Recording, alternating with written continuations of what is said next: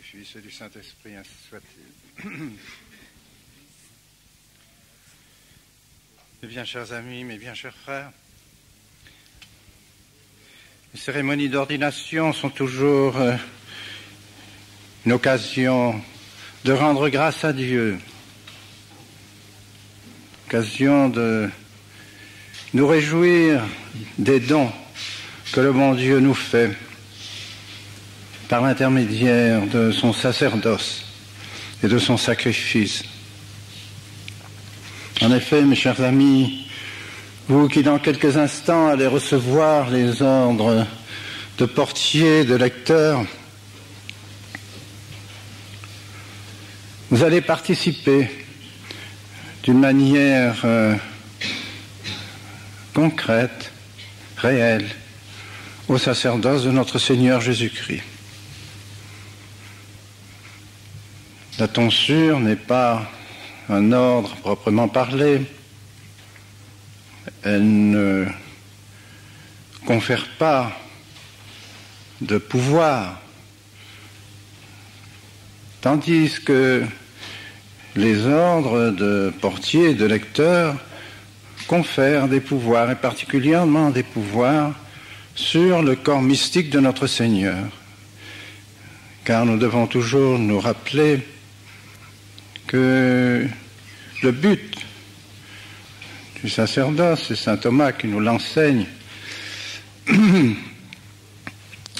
se réalise dans deux actions particulières. Une action sur le corps du Christ lui-même et une action sur son corps mystique. Évidemment, l'action sur son corps, le corps de notre Seigneur Jésus-Christ lui-même, est évidemment la plus importante. Et la deuxième action ne peut se faire qu'en dépendance de la première. Cette première action, c'est le saint sacrifice de l'autel, le sacrifice de notre Seigneur Jésus-Christ, réactuant le sacrifice de la croix. C'est cela qui est le but même du sacerdoce, la fin du sacerdoce. Et la deuxième, c'est l'action sur le corps mystique. Et c'est à celle-là particulièrement qu'aujourd'hui, le bon Dieu veut vous donner un pouvoir particulier. Ces ordres sont appelés mineurs, c'est vrai, mais ce n'est pas une raison pour croire que ces ordres n'ont pas d'importance. Bien au contraire. Rien de ce qui touche le sacerdoce, rien de ce qui touche les pouvoirs donnés par notre Seigneur pour participer à son propre sacerdoce n'aurait aucune importance. Cela n'est pas possible. Bien au contraire, par le fait que nous participons même d'une manière infime au pouvoir sacerdotaux de notre Seigneur, nous pouvons vraiment voir dans ces ordinations une importance considérable. Portier, comme le dit le pontifical, vous allez avoir pour charge de sonner les cloches qui appellent les fidèles à venir participer au sacrement de l'Eucharistie, à venir participer à la prière de l'Église, à la prière de notre Seigneur. Ce n'est pas une petite chose que d'appeler les âmes à venir s'unir à notre Seigneur Jésus-Christ. Et puis, vous le savez, dans les bénédictions, les consécrations des cloches, ces cloches ont une importance toute particulière. Elles chassent les démons. Elles appellent les grâces du bon Dieu sur les pays qui entendent le son de ces cloches. Elles sont comme les anges de la paroisse, les anges de l'Église, qui protègent toute la paroisse. Elle sonne pour les événements importants, événements publics, dans les cas de catastrophe, dans les cas de guerre. On sonne les cloches pour appeler les grâces du bon Dieu, pour conjurer les malheurs qui peuvent fondre sur l'ensemble des fidèles de la paroisse. Les cloches sonnent pour tous les événements importants de la vie des paroissiens, tous les sacrements qui sont donnés.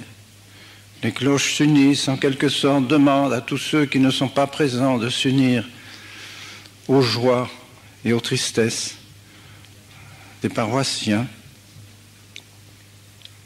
Elles ont donc une importance vitale dans une paroisse, dans une église, et le portier est chargé de sonner ces cloches. Et puis, l'ordre du portier confie, par les clés qui vous sont remises, confie à celui qui en a la charge la maison même de Dieu. Domum Dei et sacrarium. Que veut dire sacrarium? La sacristie. Là où sont enfermées les choses, les objets sacrés.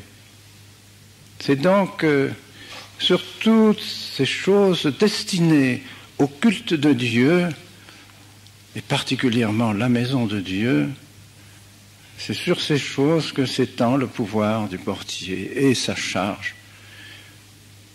Il me semble que ça a une importance vraiment très grande pour la foi, pour la piété des fidèles. Une église bien ordonnée, une église où tout concourt à aider les fidèles à prier, à se recueillir, où rien ne les distrait de l'attention que demande la présence de notre Seigneur Jésus-Christ dans l'Église. Cette Église aidera par conséquent les fidèles à s'unir à notre Seigneur Jésus-Christ. Tout dans la décoration de l'Église, dans la disposition de l'Église, doit permettre aux fidèles et à tous ceux qui prient dans ce lieu de se sentir plus près du ciel, de se sentir comme dans l'antichambre du ciel, au milieu des saints, des élus, des âmes du purgatoire, avec les anges, avec la Vierge Marie, s'unir à la Sainte Trinité. L'Église doit nous porter vers ces régions célestes et nous faire un peu oublier les choses de la terre. Et de tout cela, le portier est responsable en partie par la disposition et par le soin qu'il doit avoir des choses sacrées de l'Église. Et c'est les prières du pontifical qui le disent. Non seulement le portier doit ouvrir les portes de la maison de Dieu, mais il doit aussi s'efforcer d'ouvrir le cœur des fidèles. Comment? Par son exemple, par l'exemple d'une vie sainte. Ouvrir les cœurs des fidèles, c'est-à-dire les porter vers le Seigneur, les porter vers notre Seigneur, vers les choses célestes, par l'exemple de sa charité, l'exemple de son respect pour les choses saintes. Rien n'est édifiant lorsqu'on entre dans une église que de voir des personnes qui sont chargées de l'église avoir un respect profond pour la Sainte Eucharistie, les voir s'agenouiller, les voir prier, demander le silence, afin d'être davantage unis à notre Seigneur Jésus-Christ. Rien n'est édifiant aussi comme l'accueil qui est fait aux fidèles qui viennent. Un accueil discret, un accueil charitable, un accueil respectueux. Tout cela fait partie des vertus chrétiennes. Tout cela fait partie de cette grâce de l'Église catholique, de cette présence de l'Esprit Saint dans le cœur des fidèles et dans le cœur particulièrement de ceux qui sont chargés d'accueillir les fidèles, de les recevoir, de les aider à prier. Voilà le rôle du portier. Et puis, il est dit encore de lui qu'il doit recevoir les fidèles et qu'il doit éviter de recevoir les infidèles. C'est une réflexion très courte, c'est entendu, mais qui a une très grande importance, qui montre quelle est l'estime et l'importance que l'Église attache à la foi catholique. Si l'on n'a pas la foi catholique, on ne peut pas rentrer dans les lieux saints. Si on n'a pas la foi en notre Seigneur Jésus-Christ, tel qu'il a été enseigné, tel qu'il est enseigné par l'Église, on ne peut pas s'adresser à lui comme les fidèles. Et l'Église a toujours enseigné que quelqu'un qui refuse de croire une seule vérité définie par l'Église n'est plus catholique, c'est un infidèle. Il n'est pas nécessaire de nier toutes les vérités, il suffit d'en nier une seule pour qu'on ne puisse plus, en principe, entrer dans les églises et prier avec les fidèles.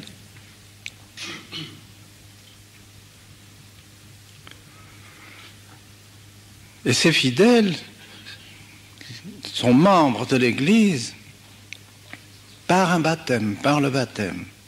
Les membres de l'Église sont des personnes juridiques dans l'Église par un baptême valide, par le baptême valide, le baptême de l'eau. On fait partie du corps mystique de l'Église, on peut faire partie du corps mystique de l'Église par le baptême du sang, par le baptême de désir, mais on n'en fait pas partie juridiquement. On n'est pas une personne dans l'Église si on n'a pas été baptisé par le baptême de l'eau valide. C'est ce que nous enseigne l'Église. Et il est important de nous rappeler cela. Parce que précisément, c'est cela qui nous met sur le chemin du salut. Encore une fois, sans doute par le baptême de désir, explicite ou implicite, le bon Dieu peut rattacher au corps mystique de l'Église les âmes qui peuvent se sauver, toujours par le corps mystique de l'Église. Parce que c'est une erreur qui devient de plus en plus commune dans l'Église, que l'on se fait une idée de l'Église qui est tout à fait inexacte. L'Église sans frontières, l'Église communion, l'Église qui n'est pour ainsi dire plus une société, qui est une espèce de groupe indéfini, imprécis, dont les frontières s'étendent bientôt à tous les hommes. Tous les hommes, plus ou moins implicitement, feraient partie de l'Église. C'est là une erreur grave, c'est une véritable hérésie. Et c'est tromper ceux qui devraient devenir des fidèles et manquer de charité à leur égard, parce qu'ils peuvent s'imaginer par là qu'il n'est pas nécessaire d'être baptisé pour être sauvé. Ainsi, l'Église rappelle au portier qu'il doit accepter les fidèles et ne pas accepter les infidèles. Et puis, les lecteurs, eux, auront pour rôle de lire les Écritures, de lire les livres saints publiquement, à haute voix, et particulièrement sur la demande de celui qui prêche, du prêtre qui est chargé de l'enseignement dans l'Église. Le lecteur se chargera de lire l'Évangile, de lire les prières. Et à lui aussi, il est demandé de donner l'exemple aux fidèles. L'Église lui dit, vous êtes placés sur un lieu élevé pour faire entendre la voix de Dieu aux fidèles. Soyez aussi placés sur un lieu élevé dans la vertu. Soyez dans un degré élevé de vertu, afin de manifester notre Seigneur Jésus-Christ aux fidèles et les aider à se sanctifier. C'est déjà donc, voyez-vous, un rôle apostolique qui vous est donné. Rôle apostolique qui est une participation encore de l'autorité de notre Seigneur Jésus-Christ. Et il est important, je pense, au moment où vous commencez à participer à cette autorité, à ce pouvoir, à ce ministère de notre Seigneur Jésus-Christ, de vous accoutumer à exercer l'autorité auprès des fidèles de la manière qui convient vraiment à l'autorité donnée par notre Seigneur Jésus-Christ, comme notre Seigneur Jésus-Christ le veut. Il est bon pour cela de lire et de relire l'Évangile, de revoir comment notre Seigneur Jésus-Christ conseillait à ses apôtres de faire leur apostolat, comment notre Seigneur Jésus-Christ exerçait lui-même ses fonctions sacerdotales, comment il exerçait son apostolat.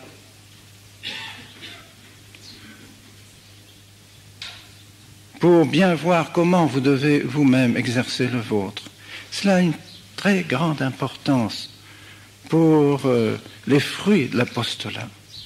Et les fidèles, sans doute, ont besoin de notre ministère. Ainsi l'a voulu notre Seigneur. Notre Seigneur a voulu que son sacerdoce soit exercé par des membres choisis. Des membres choisis. Mais encore faut-il que ce ministère soit exercé de la manière dont notre Seigneur Jésus-Christ le veut. Et non pas avec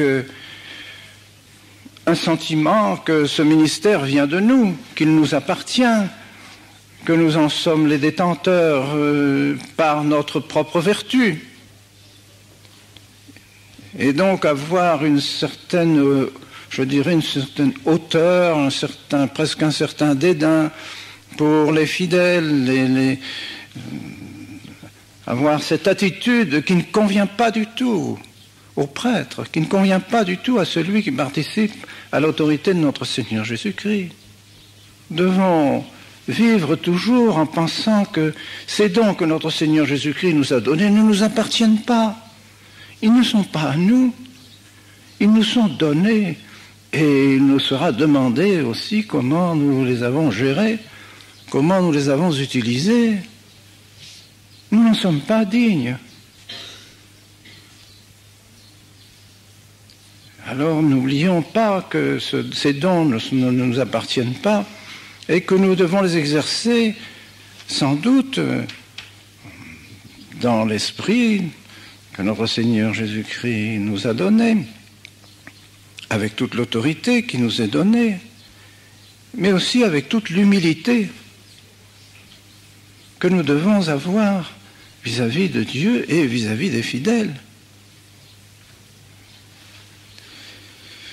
S'il est vrai que nous devons avoir une sainteté particulière, une sainteté plus grande, parce que nous avons reçu ces dons qui exigent de nous une sainteté plus grande, nous ne devons pas oublier que, et nous le constatons combien de fois, que les fidèles ont des grâces encore plus abondantes que les nôtres, non pas dans la participation au sacerdoce, mais des grâces de sainteté. Alors ne croyons pas que parce que nous avons reçu ces dons, nous sommes dans l'état de perfection et que nous avons des droits qui nous permettent d'user et d'abuser de notre autorité vis-à-vis des fidèles. Et cela a une très grande importance afin de répandre vraiment les grâces de l'Esprit Saint dans les âmes des fidèles en abondance et que les fidèles profitent de ces grâces, qu'elles ne soient pas, je dirais, limitées, empêchées, diminuées par la manière dont nous donnons ces grâces. Une manière quelque peu orgueilleuse, quelque peu pleine de suffisance. Alors prenons garde au moment où nous recevons des dons qui nous préparent à l'apostolat, qui nous donnent des pouvoirs sur les fidèles et des devoirs vis-à-vis des fidèles. Eh bien, prenons la résolution d'imiter notre Seigneur Jésus-Christ, d'imiter les apôtres, d'imiter les saints qui ont exercé cet apostolat, afin que vraiment notre apostolat soit efficace. Efficace pour les fidèles et efficace pour nous aussi, pour notre sanctification. Car le mystère bien exercé, et c'est une des consolations que j'ai parfois, de recevoir des lettres de vos confrères qui sont maintenant dans l'apostolat, qui commencent leur apostolat, et qui me disent « Ah, je croyais que faisant de l'apostolat, je serais rapidement dans la sécheresse, dans un état spirituel déficient. Et je m'aperçois qu'au contraire, en faisant mon apostolat, et particulièrement l'apostolat de la confession, du sacrement de pénitence, eh bien, je me sens au contraire encouragé par des grâces particulières que le bon Dieu donne dans l'exercice de l'apostolat. Alors ayez confiance. Si vous exercez votre apostolat comme le bon Dieu le veut, vous aurez des grâces particulières qui vous permettront de faire du bien à ceux vers lesquels vous serez envoyés. Demandez à la Vierge Marie, votre bonne Mère du ciel, de répandre en abondance ces grâces dans vos âmes ce matin par la participation aux grâces du sacerdoce de notre Seigneur. Tous ici présents, nous prions pour vous. Nous demandons à la Vierge Marie d'être votre mère d'une manière encore plus particulière, puisque elle est la mère du prêtre éternel, et donc elle deviendra un peu plus encore votre mère par le fait que vous aurez reçu cette participation au sacerdoce de notre Seigneur, au nom du Père, du Fils et du Saint-Esprit, ainsi soit.